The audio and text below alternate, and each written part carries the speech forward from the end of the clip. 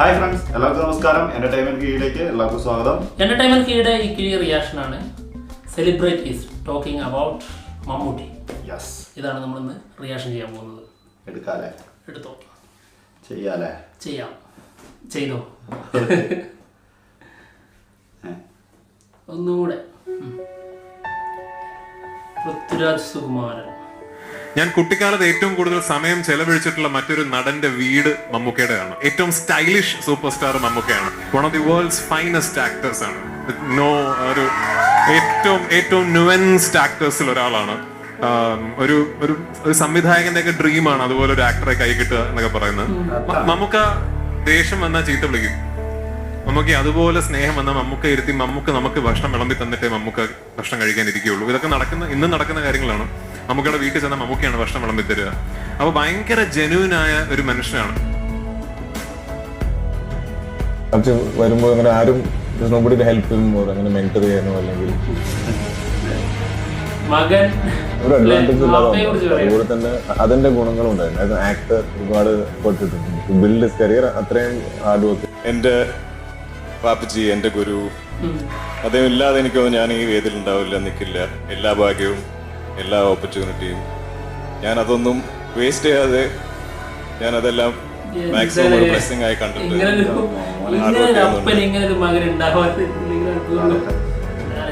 ഒരുപാട് ആ പ്രൊഫഷനോട് അദ്ദേഹത്തിന്റെ ശരീരത്തിനോട് കാര്യങ്ങളൊക്കെ വളരെയധികം കമ്പാഷൻ ഉള്ള ആളാണ്. അതിപ്പോഴും അദ്ദേഹം കൊണ്ടാണ്. ഞാൻ ഒരുപാട് ഇടി കൊണ്ടിരുന്നു മമ്മൂട്ടിക്കയുടെ വില്ലനായിട്ട് അഭിനയിച്ചു. കുട്ടിക്ക് അന്നും ഇന്നും എപ്പോഴും ഉണ്ട്. സിനിമ എന്ന് പറയുന്നത് അദ്ദേഹത്തിന് വളരെയധികം ഇഷ്ടമുള്ള കാര്യമാണ്. വളരെ ഈസി ആയിട്ട് അഭിനയിക്കുന്ന ഒരാളാണ്. അദ്ദേഹത്തിൻ്റെ ഒരു സ്റ്റൈലുണ്ട്. കുറച്ച് ഡിസിപ്ലിൻഡ് ആക്ടറാണ്. ഒരു ക്യാരക്ടർ കിട്ടിക്കഴിഞ്ഞാൽ അതിനെ കൂടുതൽ പഠിക്കുകയും കൂടുതൽ ഇൻവോൾവ് ആകും. കുറച്ചുകൂടെ ഇരുത്തം വന്നൊരു നടനാണ് അദ്ദേഹം. നമ്മളെക്കാട്ടിൽ എപ്പോഴും ഉയരത്തിൽ നിൽക്കുന്ന ഒരു നടനായിട്ട് തന്നെയാണ് ഞാൻ കണക്കാക്കിയിട്ടുള്ളത്. അത്രയും വർഷം നമ്മൾ ഒരു മലയാള സിനിമ എന്നുള്ള രീതിയിലുള്ള അഭിമാനമുണ്ട്.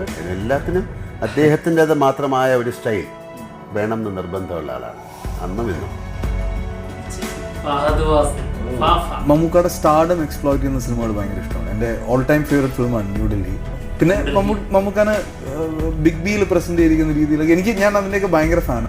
മമ്മൂക്ക തന്നെ എന്നോട് പറഞ്ഞിട്ടുണ്ട്, എന്നോടും ഞാനും ദുൽഖറും കൂടി ഇരിക്കുമ്പോഴാണ് പറഞ്ഞത്, എല്ലാവർക്കും ഇവിടെ സ്പേസ് ഉണ്ട്, നീയൊക്കെ നോക്കിയും കണ്ട് നിന്നാ ഇവിടെ നിൽക്കുക.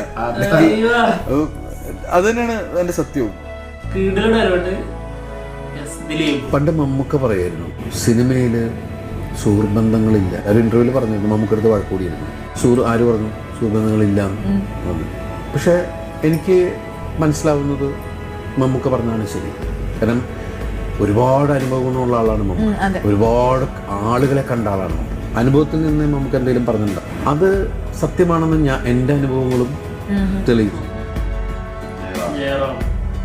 മമ്മൂട്ടിയൊക്കെ നമുക്ക് ഒരുപാട് കാര്യങ്ങൾ, അത് ഞാനൊരു ആസ് ആൻ ആക്ടർ മാത്രമല്ല പറയുന്നത്. ഇന്നിപ്പോൾ വൈകുന്നേരം ഒരു ഫംഗ്ഷന് പോവുകയാണെന്ന് പറഞ്ഞാൽ രാവിലെ തൊട്ട് അത് ഞാൻ എങ്ങനെയായിരിക്കണം അതിന് പോകേണ്ടത്, എങ്ങനെയായിരിക്കും ഞാൻ അവിടെ ബിഹേവ് ചെയ്യേണ്ടത്, എങ്ങനെയാണ് പോകേണ്ടത്, എന്ത് ഡ്രസ്സ് ഇടും, അവിടെ ചെന്നാലും ഇതിനെക്കുറിച്ചൊക്കെ കോൺഷ്യസാണ്. ഇപ്പോഴും കോൺഷ്യസാണ്. വെറും പുതിയ പുള്ളിക്ക് ഒരു എതിരാളിയല്ലാത്ത വേറൊരു ചെറിയൊരു ആക്ടർ വന്നാൽ കൂടെ അവൻ്റെ പടത്തിൻ്റെ കഥ അതെന്താ അതെന്നൊക്കെ ഇറങ്ങുന്നത്, എത്രാം തീയതി ഇത് മുഴുവൻ ഡയറക്ടർ വിളിക്കും, കഥ പറ നിങ്ങളുടെ എന്താ കഥ. എൻ്റെ അടുത്ത് ഒരുപാട് ചോദിച്ചിട്ടുണ്ട്, നിന്റെ പടത്തിൻ്റെ കഥ എന്താ. അതിനോട് കൂടുതൽ 100% ഇതുള്ളതുകൊണ്ടാണ് സിനിമ എന്ന് പറയുന്നത് ഒരു ബ്ലഡിൽ അത് മാക്സിമം എത്രത്തോളം അച്ചീവ് ചെയ്യാന്നുള്ള സംഗതിയാണ്. മമ്മൂട്ടി എന്ന നടനെ പറ്റി അദ്ദേഹം ഒരു വലിയ നടനാണ് എന്ന് ഞാൻ പറയുന്നതിൽ ഒരു അതിശോക്തിയുമില്ല. നമുക്കെല്ലാവർക്കും അറിയാവുന്ന കാര്യമാണ്. അദ്ദേഹം എത്രയോ സിനിമകളിൽ വളരെ നന്നായിട്ട് അഭിനയിച്ചിരിക്കുന്നു. ഉദാഹരണത്തിന് വടക്കൻ വീരഗാഥ, ന്യൂഡൽഹി. 3 പ്രാവശ്യമാണ് അദ്ദേഹം നാഷണൽ അവാർഡ് വാങ്ങിയിട്ടുള്ളത്. 3 പ്രാവശ്യം നാഷണൽ അവാർഡ് വാങ്ങുക എന്ന് പറഞ്ഞാൽ ഇന്ത്യയിലെ ഏറ്റവും നല്ല നടൻ എന്ന ആ വലിയ ബഹുമതി അദ്ദേഹത്തിന് കിട്ടിയിട്ടുണ്ട്. ഇവിടെ എൻ്റെ മകനായിട്ട് അദ്ദേഹം 2-3 സിനിമകളിൽ അഭിനയിച്ചിട്ടുണ്ട്. അതിലൊരു സിനിമയാണ് വേഷം എന്ന് പറയുന്ന സിനിമ. അതിൽ അപ്പു എന്ന് പറയുന്ന കഥാപാത്രം വളരെ ഗംഭീരമായിട്ട് അദ്ദേഹം ചെയ്തു എന്നതാണ്. I've known Mammootty's works, and Mammootty, all these people are fantastic actors. They're very natural. The kind of cinema that is made here is also very natural. They have great talent here, and I'm a great admirer of that. If Mammootty is maturing with age and improving with every film, then that is his own personal endeavor, and that also cannot be negated. I think that it would be wonderful for any actor. Sreekumar, ഈ മമ്മൂട്ടിയൊക്കെ ദാനം കൊടുക്കുന്നത് ഒരു കൈ കൊണ്ട് കൊടുക്കുന്നത് മറുകൈ അറിയില്ല. 11 മണിയാകുമ്പോഴത്തേക്ക് അവിടുത്തെ post പൊട്ടിച്ചു കഴിഞ്ഞാൽ ഈ രോഗികളായിട്ടുള്ളവരൊക്കെ ചികിത്സാ സഹായം അപേക്ഷിച്ചുകൊണ്ടുള്ളതെല്ലാം ശരിയാണെന്നുള്ളത് തെളിഞ്ഞു കഴിഞ്ഞാൽ അദ്ദേഹത്തിൻ്റെ ഭാര്യ അന്നന്ന് തന്നെ അതിൻ്റെയൊക്കെ മണി ഓർഡറുകൾ അയക്കാറുണ്ട്. ഞാൻ അറിഞ്ഞത് മമ്മൂട്ടിയാണ് മലയാള സിനിമയിൽ നിർമ്മാണമൊക്കെ നടത്തി പൊട്ടിത്തകർന്ന് തരിപ്പണമായി ജീവിക്കാൻ നിവൃത്തിയില്ലാത്തവനായി തറയിൽ വീണ് കിടന്നപ്പോൾ എനിക്ക് ഈ വിവരം അറിഞ്ഞിട്ട് കാറ് കൊടുത്തയച്ച് ആലപ്പുഴ സെറ്റിൽ അദ്ദേഹം അഭിനയിച്ചുകൊണ്ടിരുന്ന വേണു നാഗവള്ളിയുടെ സെറ്റിലേക്ക് എന്നെ കൊണ്ടുപോയി ഇന്നത്തെ നിലയിലേക്ക് വരാനുള്ള വിധത്തിൽ ഒരു തലോടൽ എന്നെ തലോടി വിട്ടിട്ട് ഇന്ന് എൻ്റെ കുടുംബ സുഹൃത്തും എന്താ പറയുക ഒരു സഹോദര സ്നേഹവും. മമ്മൂക്കയുടെ കൂടെ work ചെയ്യാന്നുള്ള was a dream. It was great to work with Mammootka. I really respect Mammootka. Mammootka is very hardworking. And at this age he's killing it like this because of his dedication and his discipline and the way he comes for shoot and the way he carries himself and the way he gets things done. It was great to work with a legend like him. Mammootka is like a military officer. No? When he enters, namak ellavarkum oru respect undavu. He's a person who is he's very silent on the set. He does his job and he's looking at the script. But at the same time, what we are doing, he keeps observing. He keeps observing. And but if at all he genuinely finds that something is wrong, he will correct it. And he waits for that. He gives us the opportunity to do what we can do best. അത് കഴിഞ്ഞിട്ട് അതിൻ്റെ ശേഷം if we still there's if he can add something to it, he comes and gives a suggestion. It was wonderful working with Mammootka. I'm really fortunate that I'm making my debut opposite Mammootka. Mammootka is gem of a person. I am another name added in the die-hard fans of Mammootka. I absolutely love him the way he is. He's been very, very generous and kind towards me. He's very helpful. He was very nice. He was very, he made me feel like home. He used to tell me if I have any problem, I can always come to him. I can talk to him about it. It was wonderful experience working with Mammootka, and I hope to work with Mammootka soon again.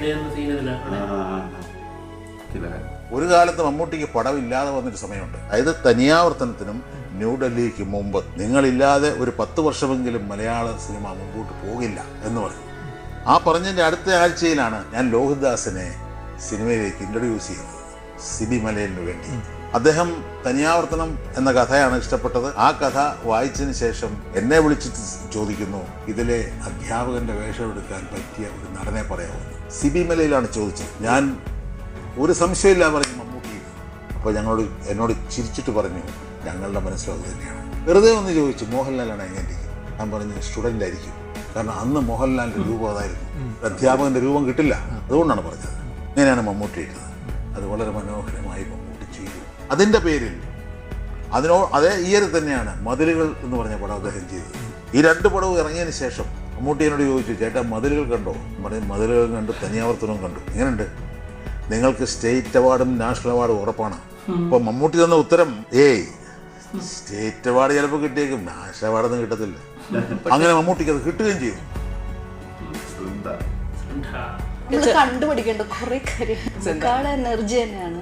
നമുക്ക് ഭയങ്കര, എനിക്കിപ്പോൾ ഇംഗ്ലീഷിൽ work ചെയ്യുമ്പോഴും ഇപ്പോൾ ഭീഷ്മപർവ്വത്തിലാണെങ്കിലും നമുക്ക് actually ഭയങ്കര ചില്ലായിട്ടുള്ള ഒരാളാണ്. ഭയങ്കര തമാശ. നമ്മൾ മിണ്ടിലിംഗ് ഇവിടെയൊക്കെ അടുത്ത് വന്നിട്ട് ഓഹോ അങ്ങനെ തോന്നി, ഓ മമ്മൂക്ക ഇവിടെ വന്ന് എന്ന് വെച്ച് കഴിഞ്ഞാൽ മമ്മൂക്കയുടെ എനർജി ഉണ്ടല്ലോ, അത് ബീറ്റ് ചെയ്യാൻ പറയുന്നത് കുറച്ച് ബുദ്ധിമുട്ടാണ്. പക്ഷേ മമ്മൂക്കയുടെ എനർജി കാണുമ്പോൾ നമ്മൾ ഓർക്കും, നമ്മൾ ഇവിടെ ഇപ്പോൾ തന്നെ മറ്റേ ഇങ്ങനെയാക്കുമ്പോൾ കണ്ടുപടി, മനസ്സിലായോ? അത് ആക്ച്വലി എല്ലാ ആർട്ടിസ്റ്റിലും അത് how he take care of himself, എങ്ങനെയാണ് പുള്ളി, അതെല്ലാം ആക്ച്വലി ഇത് എനിക്കറിയില്ല, ഇത് എങ്ങനെ വാക്കുകളിൽ നമ്മൾ ഇട്ടിട്ട് ഇത് പറയണേന്നുള്ളത് ചിലർക്ക് നമ്മൾ എക്സ്പീരിയൻസ് ചെയ്ത് അറിയുന്ന കാര്യങ്ങളാണ്. മമ്മൂട്ടി സാറിന് 70 വയസ്സായി എന്ന് പറഞ്ഞപ്പോൾ ഞാൻ വിശ്വസിച്ചില്ല. കാരണം ഞാൻ എൻ്റെ പ്രായമുള്ള ആളാണ്, അല്ലെങ്കിൽ എന്നേക്കാളും പ്രായം കുറവുള്ള ആളായിരിക്കും പക്ഷെ മമ്മൂട്ടി എന്ന് വിചാരിച്ചിരുന്നു. ക്ഷമിക്കണം, വയസ്സ് കൂടിയാലും ഞാൻ വന്നതിന് ശേഷം സിനിമയ്ക്ക് വന്നതുകൊണ്ട് എൻ്റെ ജൂനിയർ എന്ന് പറയാം. അത് മാത്രമല്ല, കണ്ണാടയിൽ നോക്കിയാലും എൻ്റെ വയസ്സോ അതിന് കുറവുള്ളതേ തോന്നുള്ളൂ പ്രേക്ഷകർക്കും എനിക്കും. Thank you to Mammootty sir for accepting this film, because it was more on the heroine, and usually our heroes, big heroes, and who's a superstar like Mammootty sir, who would never do a film like that. But it was really, really nice of him to do a film in which the story revolves around a woman. So I'm so proud that he did this film, and thank you so much. ഓഹോ, part 1 ആണ് ഇപ്പൊ കണ്ടത്.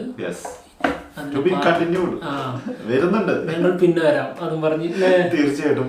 എന്തല്ലേ ഓരോരുത്തർ ഇങ്ങനെ പറയുന്നത് കേൾക്കാൻ നല്ല രസമുണ്ട്. അതെ, നമ്മുടെ മലയാളത്തിന്റെ അഹങ്കാരം അങ്ങനെ തന്നെ പറയാം. അങ്ങനെ ഓരോരുത്തര് ആളെ കുറിച്ച് നല്ലത് തന്നെ പറയുന്ന കേൾക്കുമ്പോ നമുക്ക് തന്നെ മനസ്സിന് ഓ ഇത്രയും വലിയ ആളാണല്ലോ എന്ന് നമ്മൾ തോന്നിപ്പോവാണ്. നമ്മൾ പലതവണ പല സമയങ്ങളിൽ കേൾക്കുന്നത് ഒരുമിച്ചൊരു വീഡിയോ ആയിട്ട് കാണുമ്പോഴേ അതെ ഒരു പ്രത്യേക ത്രില്ലുണ്ട്. തീർച്ചയായിട്ടും ഇതേ ത്രില്ല് ഈ കാണുന്നവർക്ക് കിട്ടിയിട്ടുണ്ടാവും തന്നെ വിചാരിക്കാം.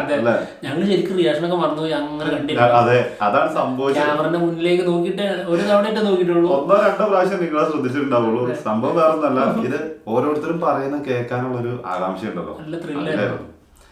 എന്താണെങ്കിലും ഇതിപ്പോ നമ്മള് എടുത്തു പറയേണ്ട ആവശ്യമൊന്നുമില്ല. നമുക്ക് ഇങ്ങനെയാണ് അങ്ങനെയാണെന്ന് എല്ലാവർക്കും അറിയുന്ന കാര്യം. അവരിപ്പോ പറയുന്നത് എന്തായാലും നിങ്ങളാരാ നോക്കി ഞങ്ങളത് കാണുന്നത്. അതെ, സത്യം. അത് തന്നെയായിരിക്കും. അപ്പൊ കിട്ടണ്ട കിട്ടിയില്ലേ, പോവല്ലേ, സന്തോഷമായി. അപ്പൊ ഞങ്ങൾ പോട്ടെ, പുതിയ വിശേഷങ്ങളായിട്ട് ഉടനെ തന്നെ വരുന്നതായിരിക്കും. ബൈ.